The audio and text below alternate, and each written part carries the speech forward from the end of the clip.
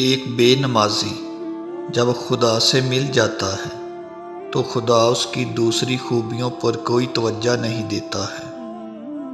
میں علم کے اس درجہ تک یوں پہنچا کہ جو کچھ مجھے معلوم نہ تھا وہ میں نے معلوم کرنے میں شرم محسوس نہ کی۔ محتاج کو مہلت دینے میں کوئی احسان نہیں بلکہ عدل و انصاف ہے۔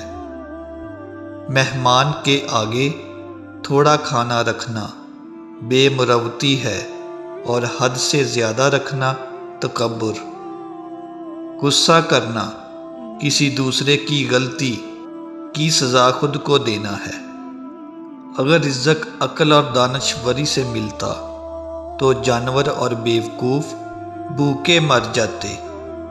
سخت کلامی سے ریشم جیسے نرم دل بھی سخت ہو جاتے ہیں۔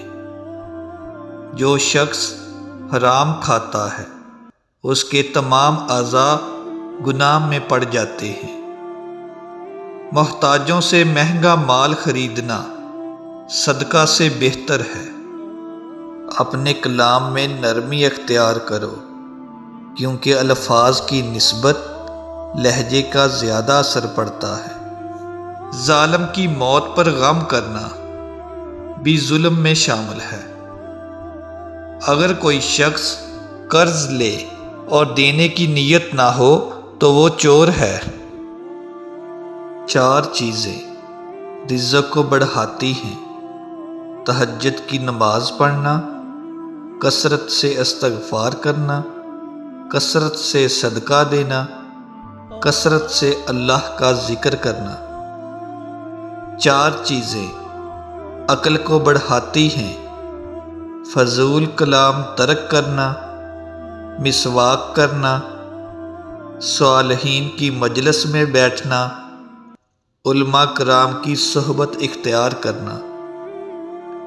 4 چیزیں نظر کو تیز کرتی ہیں: خانہ کعبہ کے سامنے بیٹھنا، سوتے وقت سرما لگانا، سرسبزہ زار کو دیکھنا، صاف جگہ بیٹھنا۔